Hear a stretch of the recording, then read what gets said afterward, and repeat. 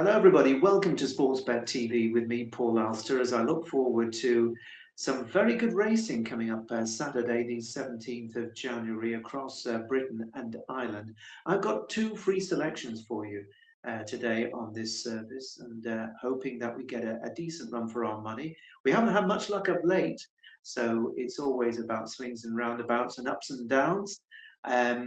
If you want to subscribe for free, then please do so by clicking the button just below this screen, and then you'll get all my free selections to consider. And if you're interested in my regular subscription service, where there are plenty of selections to go at really good each way prices, then Out in Front is the name of the service, and the link to that can be found in the description box just below this screen. Well, two selections for you, and I'm starting off on the all-weather on Saturday because there's a really decent race there at 1:15. The Winter Oaks, they're calling it rather grandly, but it's a very good mile and a quarter fillies handicap. There are 10 runners, 110,000 quid in prize money. So a lot of money. No surprise then that it's attracted a good field, and John Gosden and Thady Gosden have Vafortino, who dominates the market at around 11-8 at the time of recording, after winning a course and distance race in good style last time out. Now she's gone up £3. Ryan Moore is on board. Bookies aren't going to take too many chances with a Ryan Moore ridden favourite for the Gosdens. Whether she's value at 11-8 is another matter. I would argue not whether she wins or not. I don't think 11-8 is great value. Now there's already been value taken by supporters of the James Fanshawe trained filly Sky Safari, who's on a four-timer. She's been going really well. She won a listed race over a mile here a couple of months ago when last seen. The big question is whether she's going to see out the extra 2 furlongs here. And that's just the one thing that is a concern for me. The hat-trick seeker, Lady of Arabia, for Eve Johnson-Horton, she faces a much tougher task than her wins in Class 5 and Class 4 level.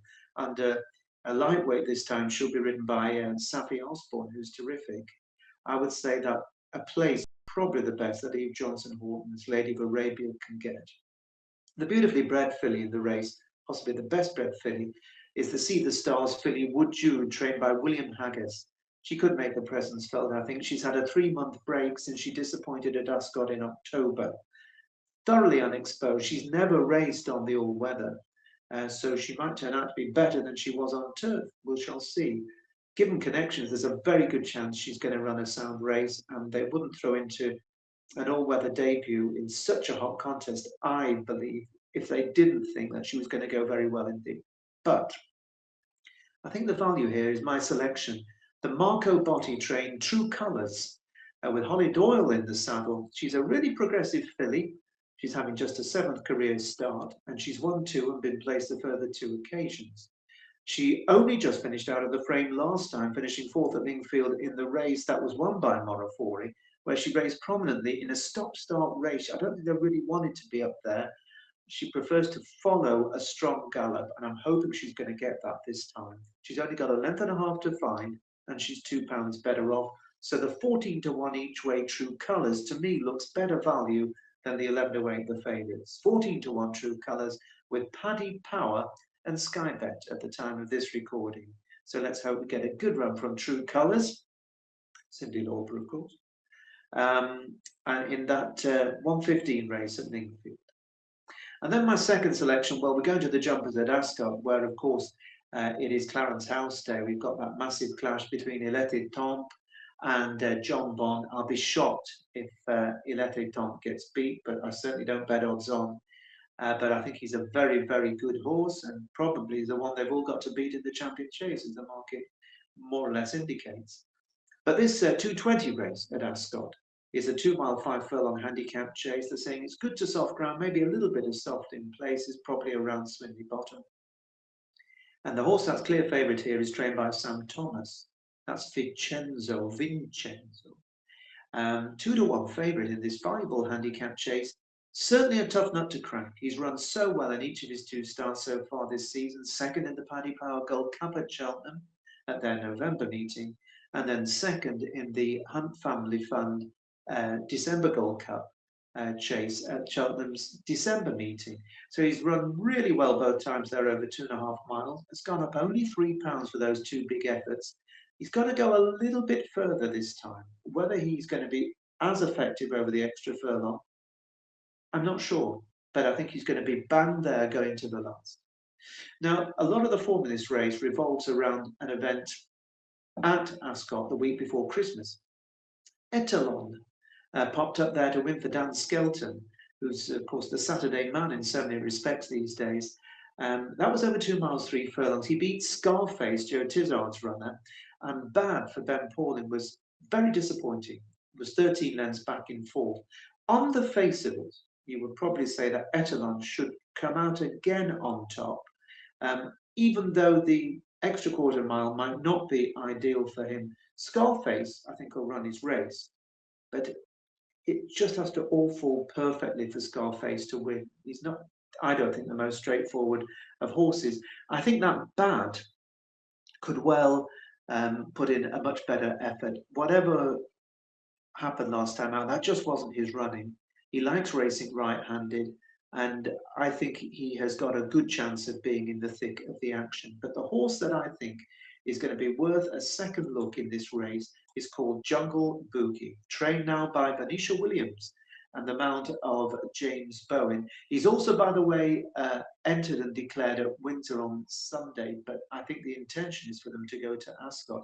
If for whatever reason he didn't run on Saturday, then I certainly wouldn't put you off backing him on Sunday, probably at a bigger price. But I think Ascot will suit him better.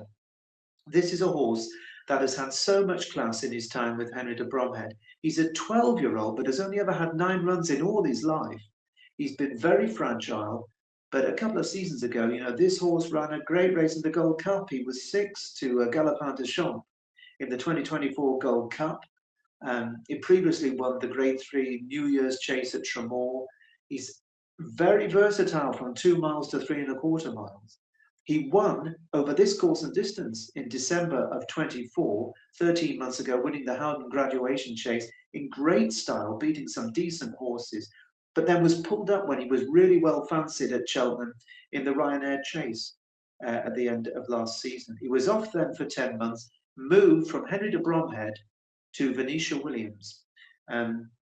I don't think Malcolm Denmark, who owns him, thought that Venetia would do a much better job than Henry de Bromhead.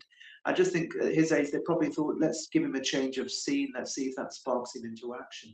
And he travelled powerfully on his first run back on New Year's Day in the Grade 3 handicap chase. He was still bang there going off the home turn, but that lack of an outing, 10 months off, probably told. And it's interesting that Venetia asked him to go again just 16 days later. I think he's going to run really well. He was rated 156 for that run on New Year's Day. He's down to 152, still a very smart handicapper's mark. But I think he's going to run a really big race here, is Jungle Boogie. And at odds of around 14 to 1 each way, I think he could pop up and surprise here at a track where he's won before. He's won over the course and distance. He's got his ground, and he's having his second start after quite a long break. So those are my 2 selections for you for Saturday, offered free here at Sportsbet. Let's hope we get a bit of a shout with them.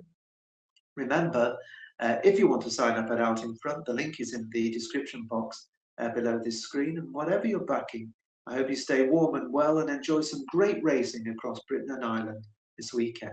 Bye-bye for now.